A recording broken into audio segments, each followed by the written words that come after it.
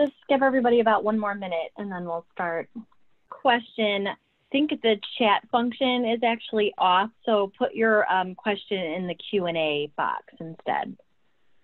Should see that down if you kind of hover your mouse over the bottom middle.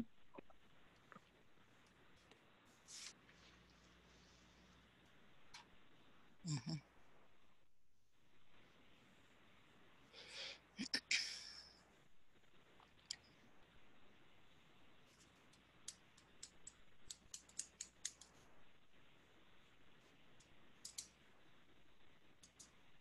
Okay, so I think we will get started, and then as people continue to join, they can just catch up, but we'll also be recording, so everyone can watch this later. So hi everyone, my name is Jennifer Hill. I'm the Director of Member Engagement at ADHA, and hopefully many of you have been attending our webinar series that we have with Peggy Hoffman, who's a consultant that we work with. Those have been really great, and we'll talk about one that she recently recorded that I wanted to remind everyone about. But we thought we would also do some webinars this year where we can have more time for you all as leaders to kind of share stories with each other and share your successes and challenges and give you all more time to talk. So we're trying that tonight with the first one where we have some panelists made up of state leaders who have some information to share with you on retention. But first, I just have some slides that I wanted to show you with some updates and some news and some information, and then we will move over to them. So let me start sharing this. 1 second.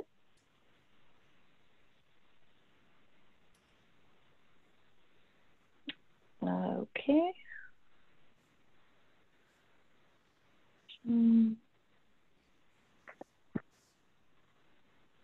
Okay, hopefully everyone can see that. So first, just wanted to start with some news to remind everyone about. Today, you should have already received or you will be receiving the charter compliance, the biannual benchmarking survey. So initially, that survey was supposed to be every year, but it is very long and very detailed. And so we made the decision to move that to every other year, which I think everyone is very thankful for. So the last time everyone completed that was in 2018. So it is time for that survey again. And just to remind everyone, the reason that the compliance survey came about is because initially the charter agreement had a very long list of items that you had to submit to ADHA. And to kind of reduce the burden of all of that, we put all of that together in a survey. So you're just answering those questions. And the good news is that we package that all back up as a presentation and send that back out to all of you. So each state gets their own results and then how they compare to the rest of the country. So it's actually very helpful, and we've used it quite a bit in all of our different presentations. So I think you should have it now. Tyler sent it out today, who works at ADHA. He's our research person. And we have a due date of August 31st. So that's 4 weeks from now. It is one online survey, but Tyler's also including a PDF that comes with it. The PDF is just so you can share that with other leaders in your state. So that way they can see some of the questions. So for example, if you need your treasurer to answer the finance questions, they can kind of answer those for you, and then you can plug them in, or whoever can plug them in. But there's just one online survey that's submitted from each state. So if you have any questions on that, you can reply to Tyler, but just wanted to give everyone a heads up that that's coming, or you should have it now. Also, just to touch base on some things that we've been talking about, there's a volunteer leadership portal that'll be launching in the fall. We're really excited about it. It's a new resource area for all of our state leaders to access information on everything from membership to operations, to basically replacing the old operating guide, which used to be about 84 pages long in a PDF. And so this will be much easier to look through. It will have all the video recordings. So for example, it'll have this webinar, it'll have all Peggy's webinars, and we're kind of chopping up a lot of the information into smaller chunks, more videos and things like that. So stay tuned for more information on that. The Constituent Advisory Committee has been helping us and will be helping us review items for that portal. And so your rep that you have from your district that sits on the CAC is part of that as well. The next thing that we're going to talk about a little bit later, but just so everyone sees this, this date, oh yes, this is the correct date. State and local dues changes are due to us on August 24th. So if anybody is changing your dues amounts for this new annual renewal period, we need to have those by August 24th. And we'll be sending a reminder to everyone, but I just thought since I had all of you on here tonight, I would remind you of that, and we'll talk about it again a little bit later. And then wanted to let everyone know about a new benefit that we have for members. It's the Prudential Wellness Center, and Financial Wellness Center, I should say, and it's really, really cool. We love it. We're really proud to have this partnership with them. It's something that we've heard from our members that they're interested in, more resources for financial planning. And so they have a whole new portal that they built just for our members. There's videos and articles and a lot of really great information. So that's on the members only site.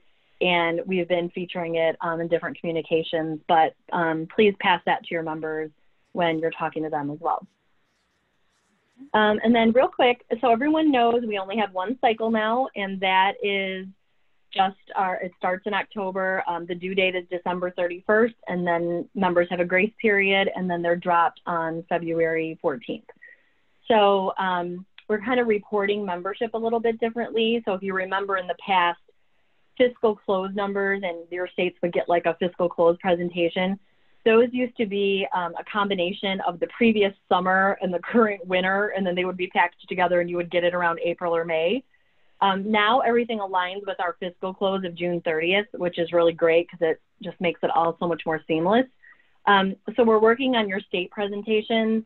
They'll be the same presentations. It's just coming at a different time now. So they'll be available actually tomorrow in the next few days, and your district trustee will have those to share with you. So again, this one cycle, and we'll talk a little bit later about how the remaining months of March right now from, so we're doing recruitment the rest of the year. So this past summer cycle, that would have been summer cycle, that's when we were focused on recruitment. So it really gives us the ability to, you know, just focus much more on recruitment and not having to be due renewal year round. And then just to remind everyone that the data and the trends that you see in the presentations will be a little bit different because now it's a June 30th start. So we've kind of marked that in the presentation. So you'll see it. And if you guys have any questions about this, everyone can just, you know, email us anytime. But just to quick share some numbers, this past year we had a total of 4,413 total of new and reinstated members. So reinstate means that someone was a former member and came back. Our top 5 biggest states are Texas, top 5 states that had the most new members, I should say, is Texas, California, Washington, New York, and Colorado. And keep in mind, this is the total amount of new, but that doesn't mean that this is how many we retained because people join quarterly and they kind of drop on and off, but this was the total number of how many came in. And then you'll see here that this is the amount of new members that we got per month. And if you see these giant increases at the end, this was the April, May, and June Advocate campaign where we took $50 off national membership. And this was during the COVID pandemic start of it and all of our advocacy efforts. So you can see a huge jump in those 3 months. I've been at ADHA for 8 years, and I can assure you that we've never had 1,000 new members in 1 month ever. So that was pretty amazing overall. And then the whole recruitment campaign, going back from April 21st when we started it to June 30th, we got 1,972 new members. And the top 5 states that got the most new members as part of that campaign were Texas, California, New York, Colorado, and Massachusetts. And so really this is what spurred this webinar because we got in a lot of new members. I mean, basically 2,000 new members. And they're coming in at, you know, kind of a different time between April and all the way through June 30th. So not only did they get $50 off national dues, but they also got prorated dues. So we wanted to touch base with all of you so everyone understood the importance of, we really have a short amount of time to reach out to these people, to show value, to welcome them, to make them feel part of our organization before we're going to turn around and ask them to renew again. So it's really important that if we haven't yet, that everyone has done outreach to these members because, like I said, we're going to turn around and ask them to renew, and it's going to be for the full price versus what they paid. So, there's definitely some work to do to keep them, but we were really, really excited about the results. And then this shows where we are overall. So last year at the House of Delegates, I had reported that we were at 15,603.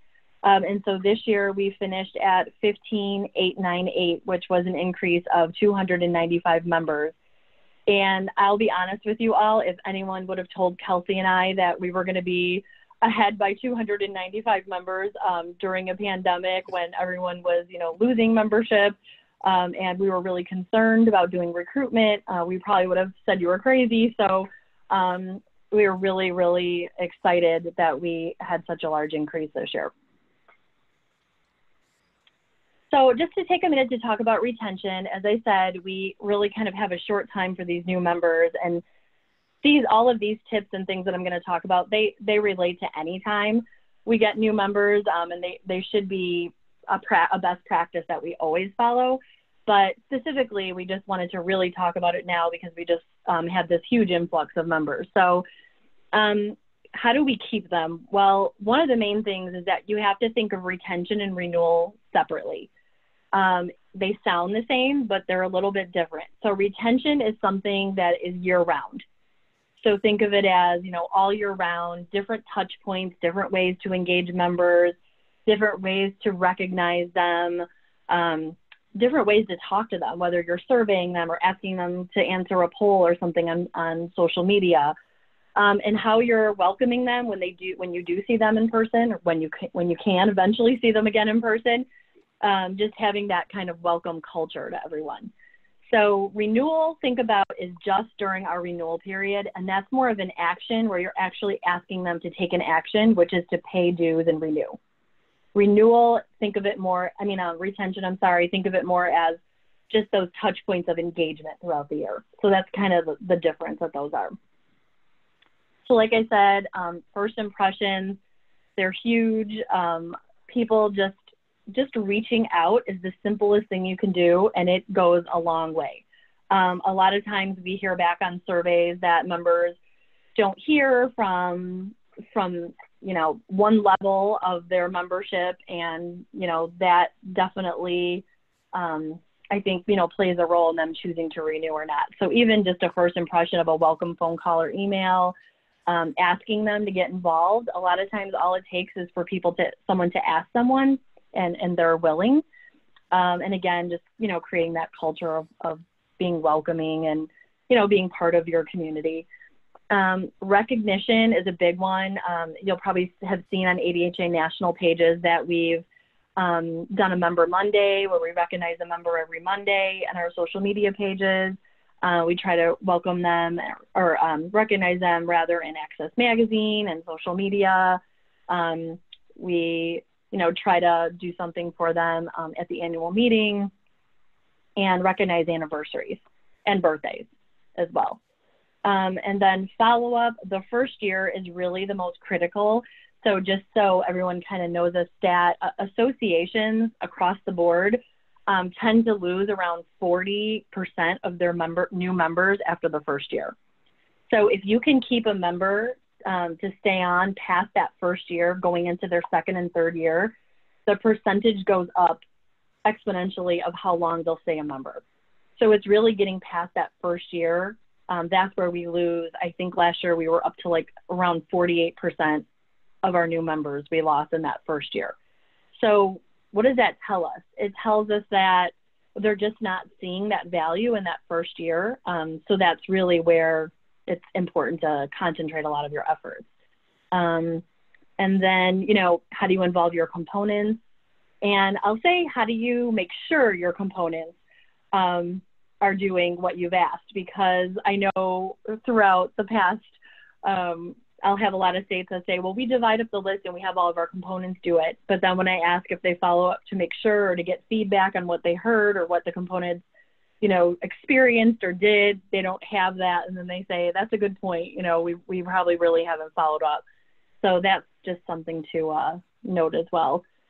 And then from that benchmarking survey that I talked about earlier, in the last one, we had asked everyone, what states were doing to retain members. The top 3 answers were using social media to engage and inform, offering members discounted or free CE courses, and personally reaching out to drop members.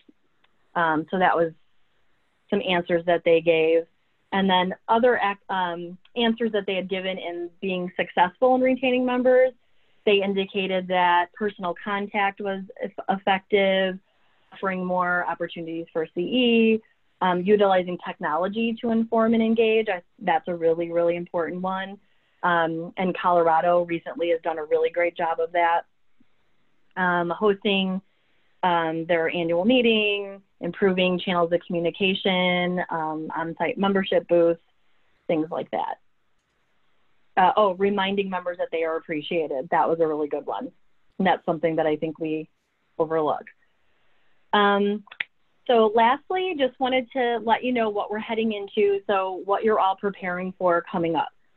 So our renewal cycle begins October 1st, and that's just when the first invoices start to get put together to be mailed. Per our bylaws, they have to go out then. So all new members who are joining we still have people joining now. They're joining from July through September 14th. That's the cutoff. Those people get put into that renewal base. So we have, if you remember earlier, I showed you that we closed at the 15,898. That's that red circle. Then we add anybody who continued to join from July through September 14th. Those are added together, and that's the group of people that we're going to be sending those invoices to renew. So it's a little bit different now of how that works. So just wanted to make sure everyone kind of understood that. If you join September 15th or later, you are paying a little bit, you're paying a percentage. So we have a prorated percentage. So you're paying like 125% of dues in September. And then your renewal date goes all the way through December of 2021.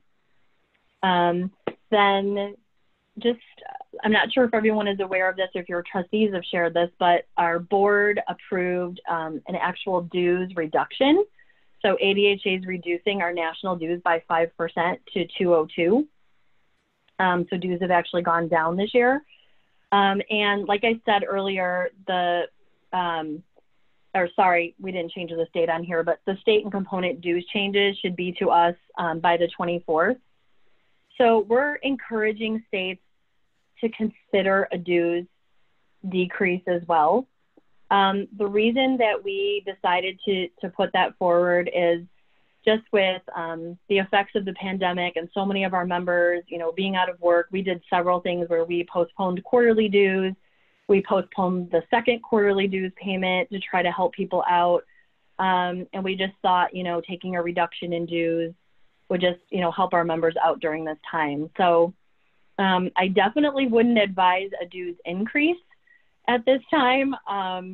So that's something to consider, but just when you're talking with your boards, if you're thinking about submitting a change, we're just encouraging everyone to take a really, kind of hard look at things and see if you are able to do a reduction as well. And lastly, just wanted to share what we're doing on the national level for retention before I turn it over to our panelists. So when our new members join ADHA, this is where, I want to talk a little bit about how you all as state leaders and component leaders can help supplement what we're doing. So when they join, they go into this campaign where they automatically receive different touch points of emails. So they all get a specific welcome email, and then they get a series of emails in a new campaign that we put together. So they get different touch points. They get one shortly after the welcome one, then they get a 3-month, a 6-month, a 9-month, all the way up to their renewal. So that's one thing that we do. We also recognize our new members in social media posts. We feature them, like I mentioned, on Member Mondays. We're also now listing all new members with a welcome note in Access members only pages. In Access Magazine, when you're new, you get, in your next issue, we kind of lump a group of new members together and they get a new welcome letter and a decal sticker. And then recently, a couple of things is obviously we're doing this webinar today.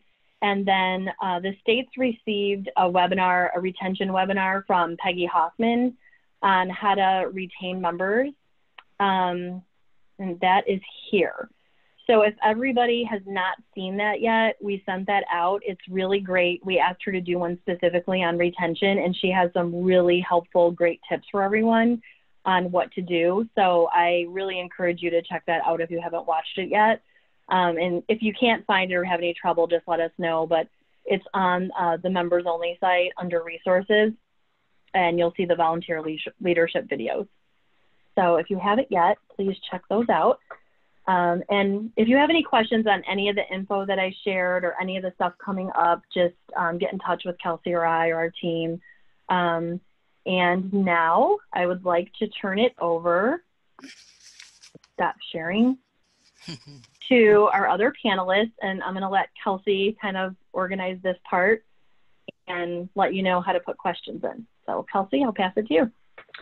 Yeah, so we have, I believe, 5 states represented, 6 panelists. So we're going to give them each about 5 minutes just to talk about what they've been doing in their states that's been working really well to welcome all these new members, and then kind of what they have planned going up to this annual renewal.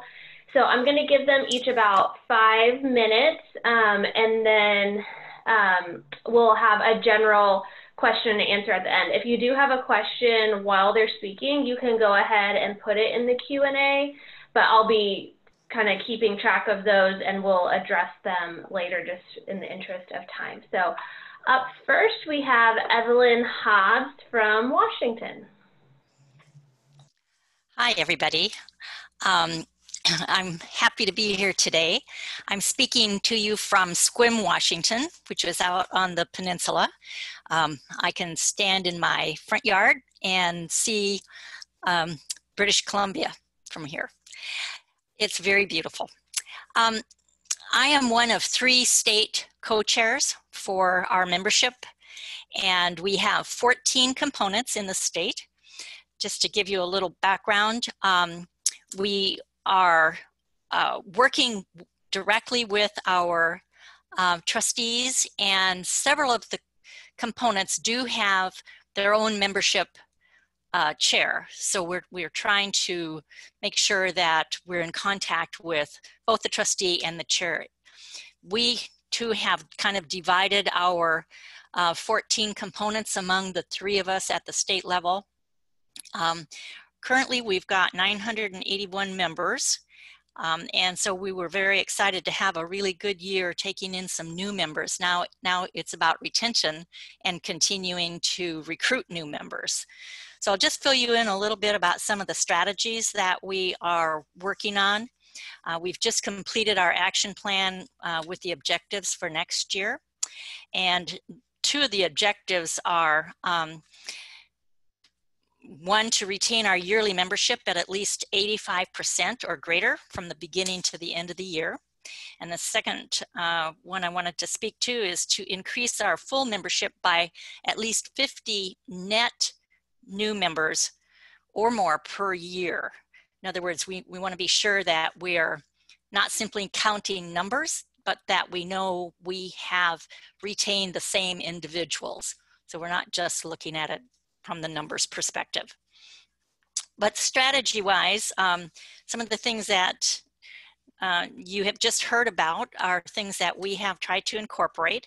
So we are looking at our membership rosters at least on a quarterly basis, sometimes more frequently than that, depending on what the status of the reports are. But we send our component trustee and membership chairs a list of their new members with the phone and email contacts, and ask them to do a personal outreach for the people in their area to kind of tailor the message to say, you know, we'd love to see you at our next virtual meeting, schedule such and such a time, or whatever might be a good way to really engage that individual early on.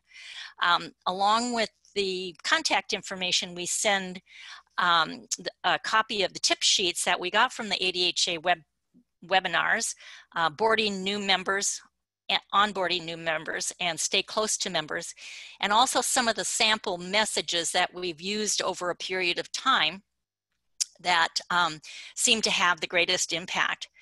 One of the things that we just did this week is that we do have a formal relationship with a dental employment agency in the state, and they agreed to post some information about membership to the association on their website.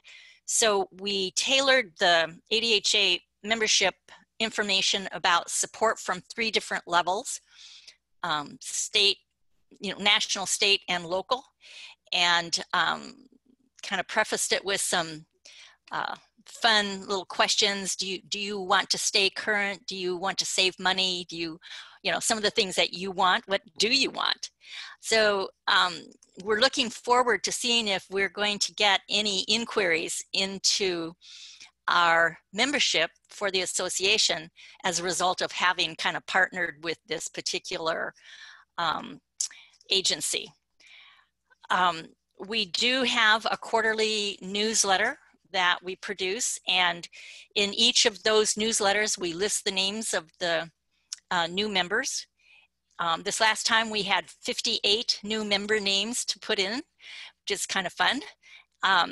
We do a spotlight of a continuing member that has a photograph of that individual and a little bio about what that person's career is like and the things that they're interested in. So we're trying to do a little bit of the retention of our ongoing, more experienced members and show the new ones coming in, some of the variety of membership that we do in fact have. All right, Evelyn, I hate to cut you off, but we're at our 5 minutes. So okay. Do you have any last, like a quick little last note that you wanted to make sure to get in? No, I think just one thing that we're working on right now is to develop some little welcome packages that have assorted bling and some discount purchase cards and some things like that in it. So, but the rest of it's pretty well aligned with what's going on at the national level. All right, thanks so much for sharing. And if we have more time at the end, I'm sure we'd love to hear more. Next up, we have Laura Crawford, who is the membership chair in Pennsylvania. Thanks for having me. So I know we're really talking about retention of our professional members. And in the beginning of March, when all of this was going down, as an educator myself, I knew that the students were going to be hit the hardest. So we spent a lot of our time focusing during all of this campaigning on students so that we could really bring them in, give them a safe place to call home so that they could reach out. We have directors that are on our board, so we were able to collaborate together. So some of the things that we do just for the students is we have a mentor program. And we also created a new infomercial, if you will. It's a little video introduction of how our mentor program works. The students can sign up if they'd like to as they're graduating or before they graduate. Then they have a PDHA, Pennsylvania Dental Hygiene Association member mentor them as they're continuing on with their graduation or furthering their education and then into their careers. So we really try to bring experienced and new hygienists in their roles together. Also then in the beginning of April, we reached out to every student for every program in the state of Pennsylvania. And we created a video, it was about 60 seconds. And the theme was #Stronger and we had a blurb from one of our student presidents. And then I also spoke on, as an educator, in that video as well. So we tried to share that with all the students across the state. And then the third thing we did for the students was we had panel discussions. So we had 3 Tuesday evenings, and we aligned those with their current, with what they had for their virtual learning atmosphere, so that our panel discussions weren't going to interrupt with any of their lessons in the schools. And each panel discussion had professionals reaching out to the students. What is a pandemic? What happens? What does PDHA do? What does ADHA do for them? What are we going to do in the future? How can we protect them? How can they protect themselves? What is graduation going to look like for them? What is the working environment? How are they going to get a job? What kind of jobs are they going to have?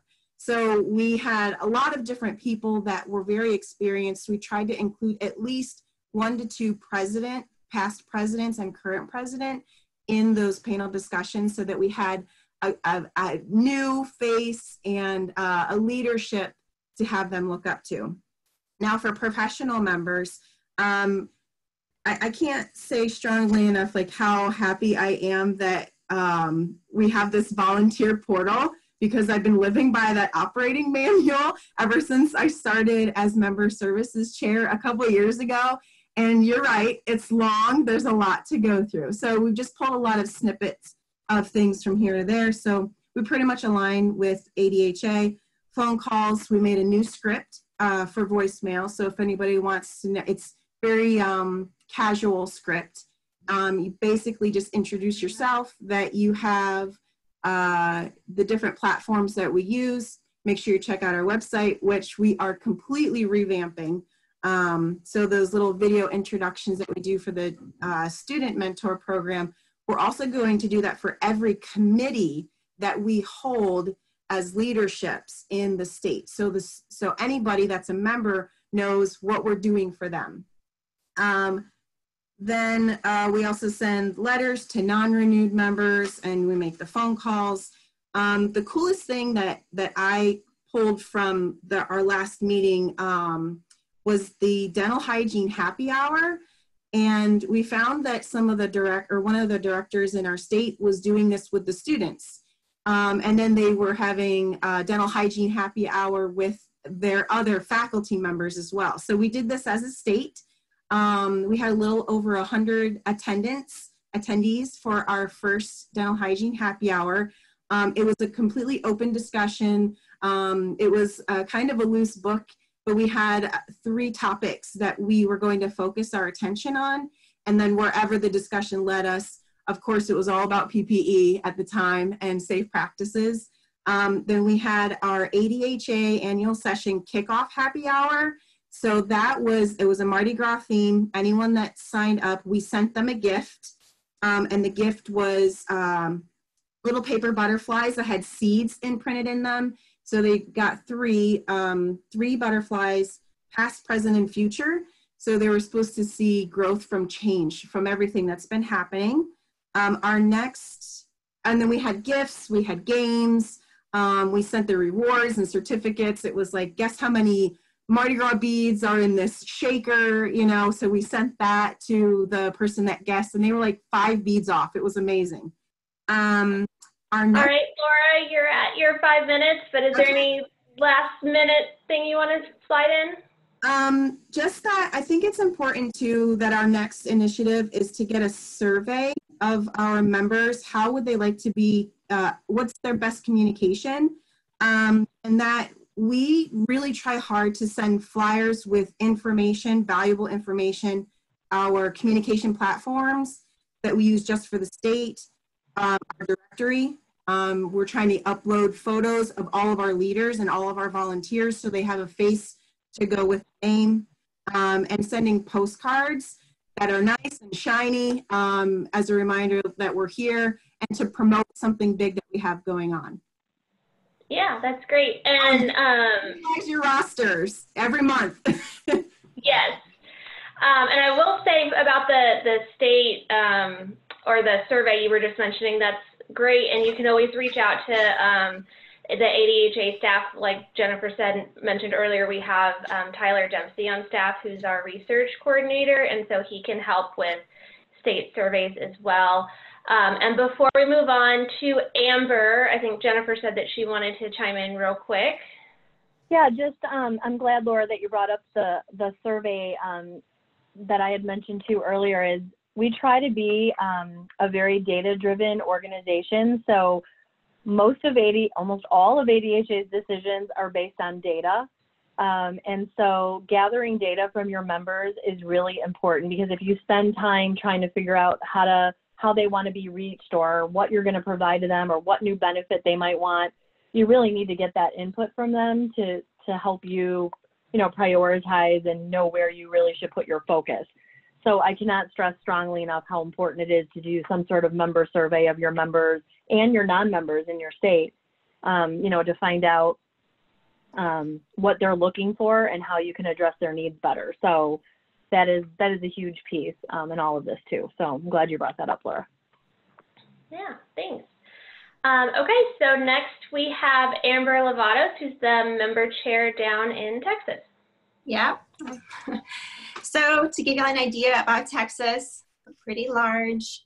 We're over 1,000 members. So just keep that in mind when I'm talking about these things, because we have a lot of components, but we're also really spread out and we have a lot of people. So we do send a welcome email, and I want to talk about what we include in the welcome email. So it's a message from TDHA, and then a message from their component, and a picture of their trustee from their component, and then a phone number or an email address for that trustee, so that way they're connected to somebody. We also ask our components to email them. And in the welcome email, I include a few things.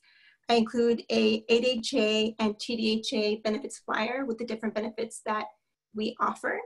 There's not what ADHA sends, it's something different, because I didn't want it to be repetitive and I wanted to catch their eye. We also ask the components to do the same thing. So in TDHA's benefit flyer, it would include our awards. We have a Future Leader Award, we have a Graduate Scholarship, but then for a component, they have different awards, so we want them to know those things too.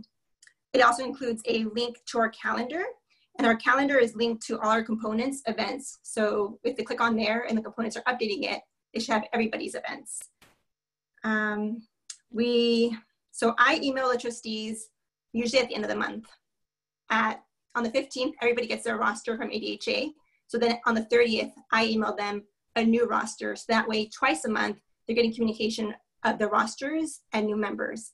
During the pandemic, when we were getting members every other day or every day, I was emailing them twice a week.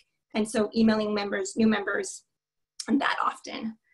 We do calls and texts, including to new members and students. I also did welcome letters. So I included a note and a ADHA koozie or an ADHA decal. What else? We've got a lot of things. Okay, we're updating our benefits flyer.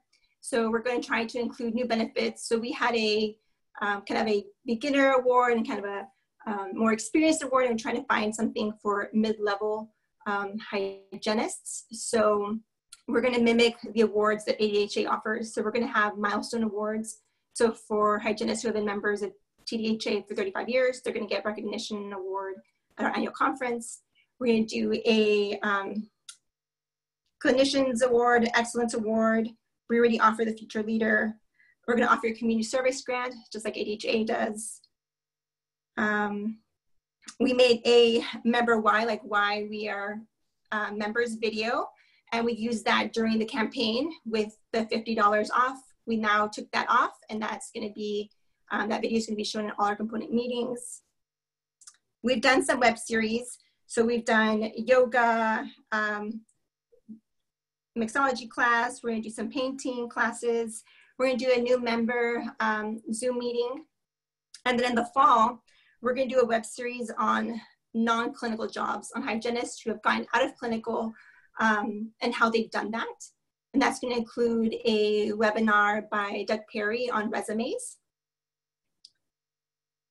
We've also recognized our members on social media. So in May and in June, we wrote every single new member and posted it on our Facebook, and then each component posted it on theirs, just giving everybody who joined a shout out.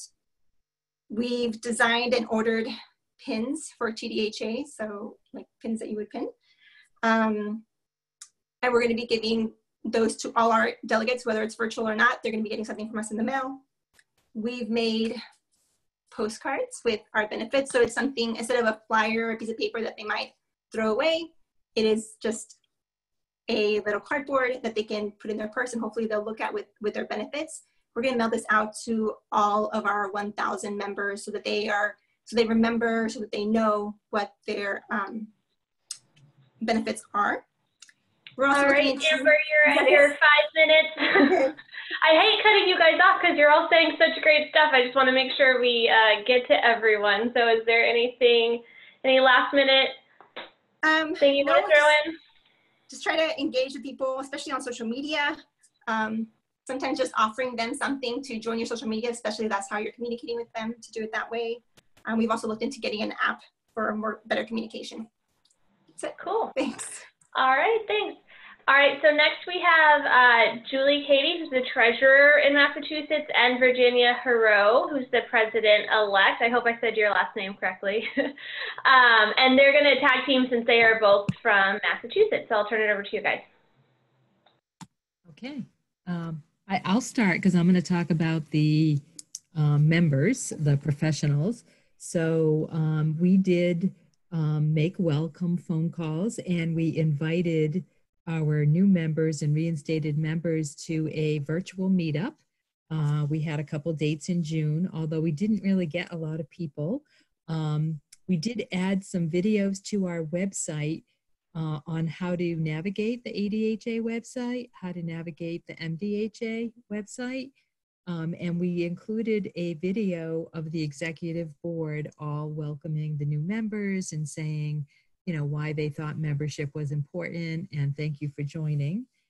And then we offered some free and low cost webinars to our members. And of course, with COVID-19, there was a lot of concerns and they were well received. In the summer, you know, we just had one recently that was maybe not as widely received. And we have a lot of things planned for the fall as well, but I'm going to let Julie talk so we don't run out of time. Thanks, Virginia. As same with Laura, actually, the professional members are important, but we feel the students are just as important. We feel they are a huge impact on our membership, and from that transition, from when they go from student, when they graduate to the professional member, we lose them. So we actually have a mentor liaison program as well. We have a liaison that goes to all of the schools twice a year. So the first one is in the fall, and we kind of tell them who we are, what we do, stuff like that. We offer awards, we talk about annual session, and just to have that face, I feel is more impactful for them, and they can reach out whenever. And then in the spring, we come back, but this time we only see the seniors, and we show them how to convert from professional to, from student to professional. We invite them to our annual conference that we host for professionals every year, and they get to go. We offer it to them, and it's free of charge, no fee for the recent grads. And then we also, in the spring, we offer, this was our first year, we did a student summit, and it was very successful. We had over 200 students. We had sponsors, we had a lot of giveaways, we gave away awards, we had a board review, lots of things to keep them engaged. And we also offer them each a hotel room, each school a hotel room. Just, we know sometimes it's hard to get there. And then we also, I personally am a mentor liaison, and I didn't get to visit with the seniors this year. However, I still did it virtually. And during that meeting, a lot of them still had a lot of concerns. And so currently we're reaching out to all the students, and we're going to set up a webinar for them just so they can voice their opinions, voice what's wrong, what their concerns are, and then we can address them. Same with our webinar that we had earlier. We reached out to all the members, professional members, and we got all their concerns, and then the webinar that we hosted addressed all of them. So all the questions were answered during that webinar, which I thought was great that we did. But yeah, that's about it. I'm shocked. You guys have 3 minutes left. Oh, gosh. No, that's great. We can move on, and then that'll give us more time for questions and answers. All right, so up next, and the last one we have is Donna Burgess from New York. Oh, Donna, you are muted still.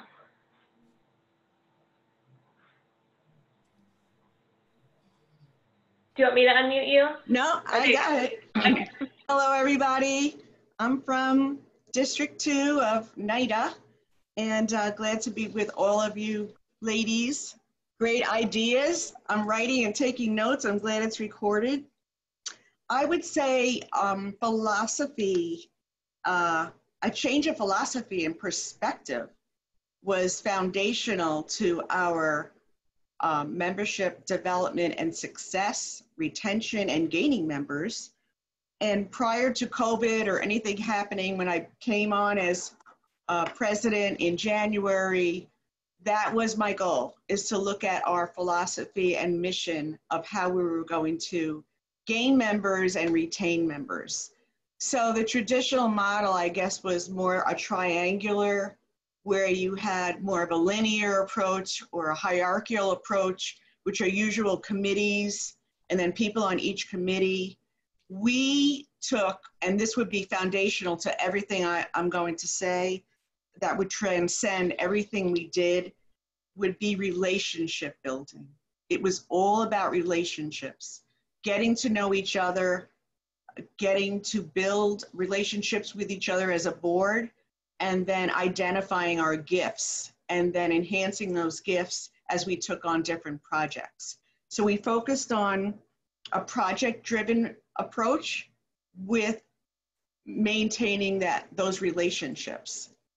So the first thing we really focused on was our students.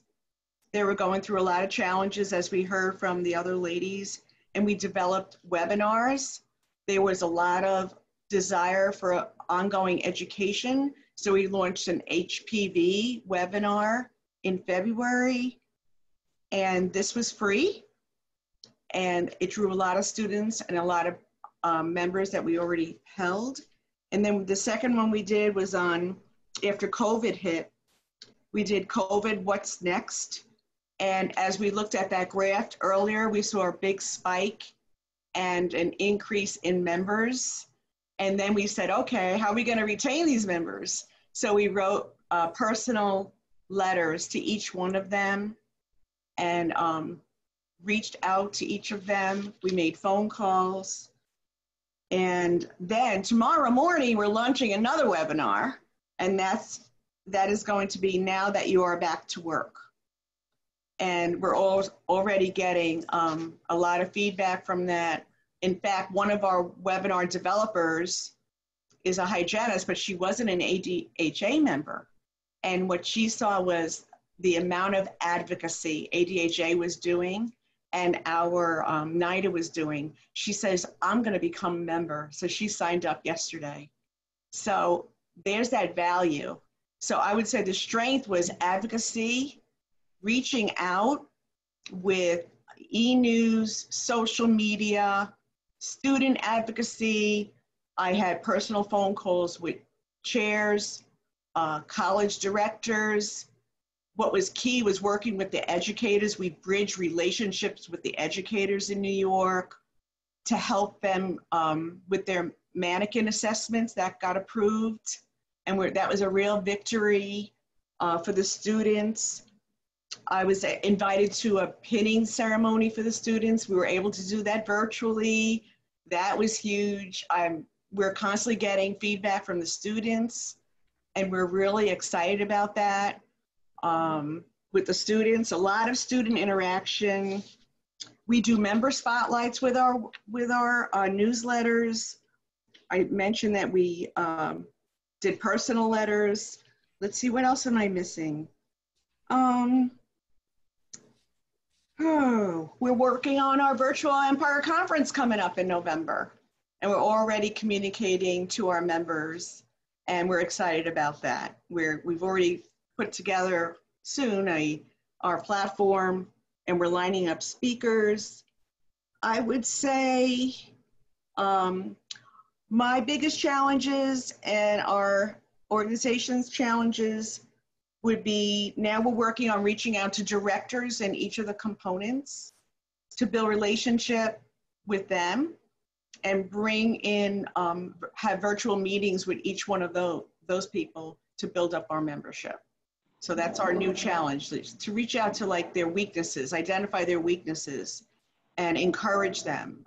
Let them know how much they're valued, how much we appreciate their work that they're doing. And we're getting good response from that. So. Great, thank you so much, Donna. So we have about 10 minutes left. So if any attendee has a question, you can either put that in the Q&A box or you can raise your hand and I will unmute you and you can ask your question live.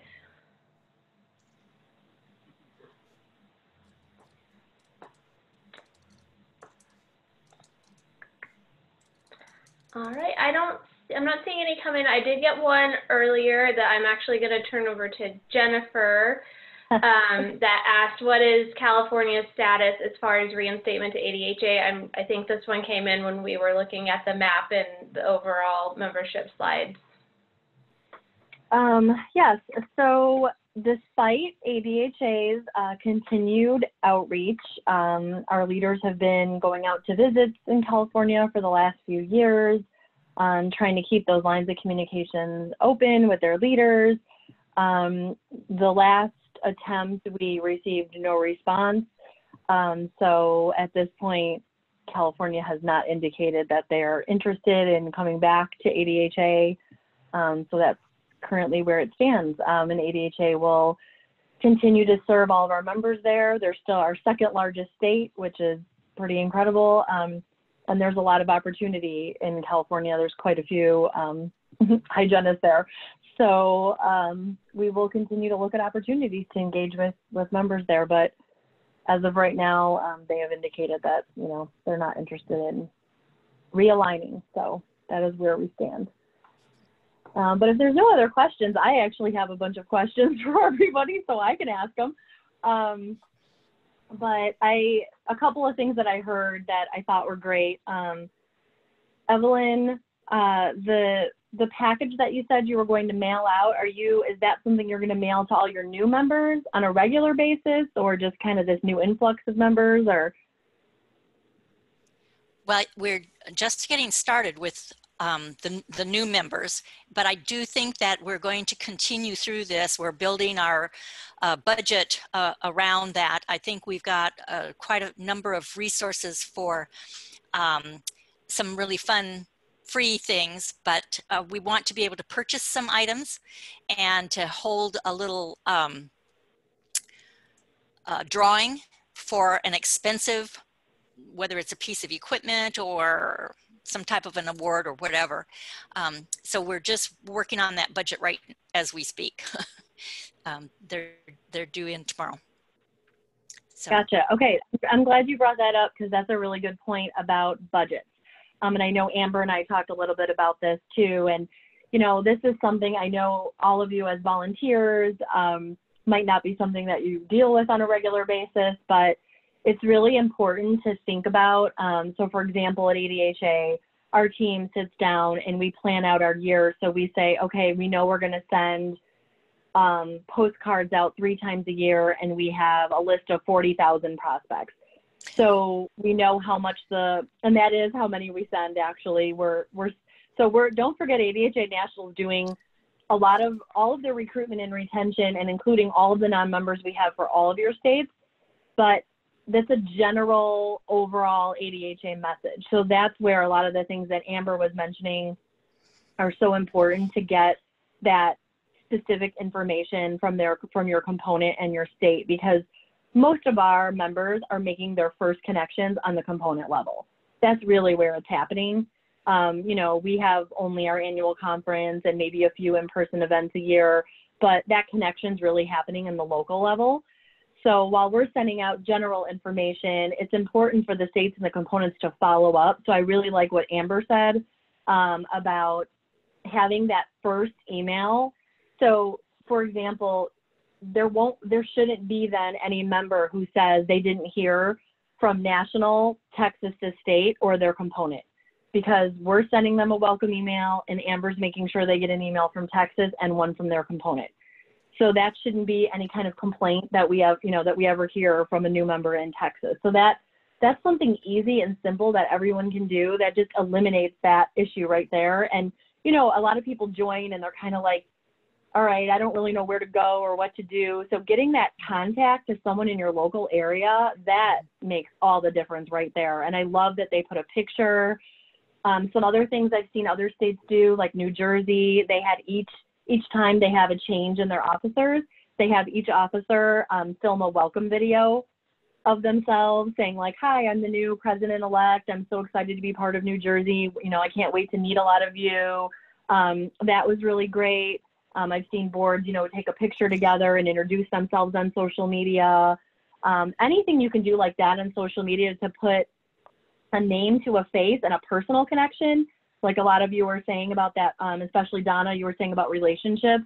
That's really what our organization is all about. It's really about relationships and building that and that rapport. And that's why I think when we kind of hear from members in that first year, that's what they're missing, is some of them just aren't getting that connection or feeling that like belonging to the organization. So that's why I do feel like we lose some of them. So those were all great things. And back to what you were saying is if you want to do more for retention and recruitment, that's the budget time is when you really have to think that through. So I was talking to Amber, like you have to look at, are you going to mail a postcard? How much is the printing for the postcard? How much is the postage for the postcard? How many people is it going to? And all that money gets included in the budget. So if anyone needs help with thinking through how to do budgets for membership, we're always available to talk to you specifically about that too. Because I think what happens is a lot of times we just leave that same number in the budget every year and then try to make something happen out of that amount. But if you kind of, for example, in the benchmarking survey, there was a chart that showed what states were spending, and it was like an average of, $13,000 or $15,000 on their lobbyist, or $20,000 on their lobbyist, and $13,000 or something like that for their annual conference, and then the average for membership was like $600. So you can see that if you're not investing the money in being able to do some of these things that all of our panelists were talking about, you're not really going to have that outreach. And so we have the list. ADHA houses, so if you get a list of non-members, please send them to us because we put them into the database, and then you can go back into the members only site and pull those rosters anytime you need them. So you don't have to worry about managing all of those lists. That's what ADHA has a database to do that for you.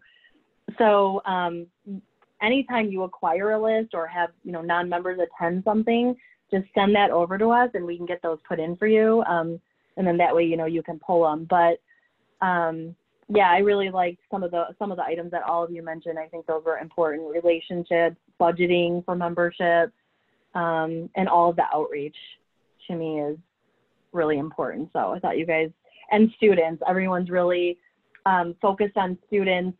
We, just so everyone knows, 1/3 of our new members come from grad transition, our students who graduate and move to professional members. So, if we average around 3,000 new members a year, and almost 1,000 of them are grads. So that's a category that we're always trying to grow. And, we know we have those challenges of they don't need CE right away. And there's a big jump from $65 to, in some states, $300. So we know there's those challenges, but that's something that we're always working on. We were around 20%. It dropped off a little bit this year. With the pandemic, we're going to have even more challenges on the student and grad front, just reaching everyone virtually. And, lastly, I'm glad I heard a lot of you talking about virtual in Virginia. I know maybe not that many people attended, but keep going with it. Colorado did one. that was really popular. Amy is their membership chair. She has a lot of great ideas too. I know she couldn't be on tonight, but they did a couple of welcome webinars. I think they did a yoga virtual meeting. They're doing more casual social, like virtual get-togethers and trying to include all those new members. So I thought those were all great too. And I know a couple of you have reached out to us about ways to talk. So we're going to be doing more of these and probably a smaller presentation on our part, more just giving you update on news and things that you need to know and giving you all more time to talk. So hopefully that will help connect you all better and share your ideas. And then we're working on a couple other ideas too, to give you a forum to be able to chat and talk as well. So. Jennifer, we also got a question from Shelly in Georgia, who said they changed from an HOD to a General Assembly, and an unexpected result is a lack of grassroots leadership. Any additional suggestions as to how to better engage the component members for leadership? Yes, actually, and Peggy, if you didn't see that video, Peggy Hoffman did a really great video for us on, correct, Kelsey, was on. Yeah, it was about like the leadership pipeline and leadership succession and all of that. So I was definitely going to, oh, sorry, Shelly, you're from Indiana. I think I saw the GA of General Assembly and went to Georgia. So she corrected me. She's from Indiana. But yes, there is that webinar that Peggy did that was really good about micro volunteer opportunities and all of that. Basically, the gist was that people don't volunteer kind of the same ways as they used to. People, especially some of our younger members, they don't want to sign up for like a 2-year, do you want to be president tomorrow, which we know happens at some meetings. Like you show up at a meeting and the next thing you know, you're the membership chair and you have this year-long commitment. You're all laughing because you all know that happens. So it was like ways to think about including them in much smaller things. So if there's like a task, like we need someone to reach, to welcome some of our new students, and you're a recent grad, so we think you'd be great at that. Here's 10 names. Can you reach out and say hi or send them an email and make a connection?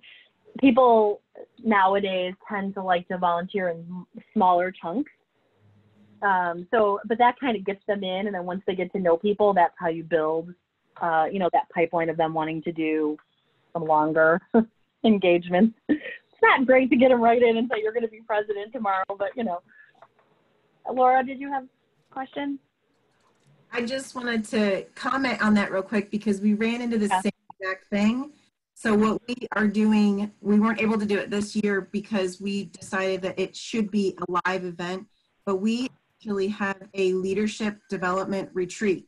So all of our board members they have to participate. It's just kind of you're there. And we are encouraged to bring somebody else in, and we have a special speaker that spends an entire day on team building, finding our leadership skills. So it's more of a hands off from us, and someone's going to guide us, because we had that same problem where we have volunteers, very little, we don't know what all we can manage, and then it teaches us how to bring in other leaders at the same time. And it's a 2-day event, and it includes our board meeting as well. So it might be something to look into if you're struggling with leadership. Yeah, that's awesome. And if anybody, I know you all just must be shy because I know you have burning questions. So if you think of questions later for any specific panelist or anything else, just send them over to myself or Kelsey, and we can pass them to the panelists and get you an answer back. One last question, and then we'll let everyone go.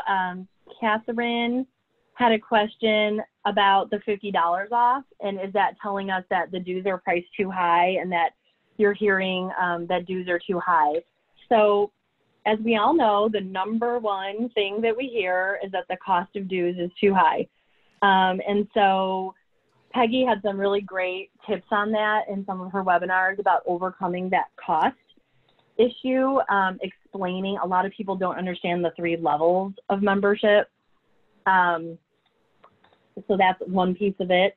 A lot of states have broken down the price into like, you know, what's a cup of coffee? You know, it's like a Starbucks a week or something like that, you know, different ways to look at that. But, you know, the quarterly option is something that is a good option for people.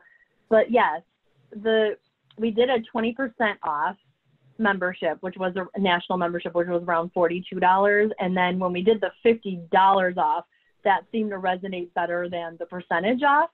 So we've been playing with some different aspects of that, but we certainly know the price sensitivity of our members. And so that's why we're working on the member engagement project, which we've been updating everyone on at the House the last 3 years. And you've heard from Dean West from Association Laboratory. So we're looking at a different type of membership that we're going to be piloting, and it will be at a much lower cost with some different, you know, aspects of that. So stay tuned for more information on that. But, you know, we have some states that have a pretty expensive membership as well. Like, for example, Illinois' membership is $122. So it's all levels of membership. States and components set their own dues prices. So, you know, it's something for everyone to kind of think about. You know, it kind of ranges. There are states that have a mandatory assessment of $50 tacked on top of their dues for advocacy. So that, you know, makes their dues pretty expensive too. So cost is always going to be an issue. I mean, to be honest, if we sent a survey that said, would you be willing to pay 50, 100, or 150, they'd pick 50. If we said 100, 150, 200, they say 100. They're always going to choose the lowest denominator. So it's trying to find that balance of benefits and costs, you know, that we're spending versus, you know, value. So it's a constant struggle. But what it showed us is, I think, that price offering an incentive made a big difference, coupled with our advocacy efforts during the pandemic.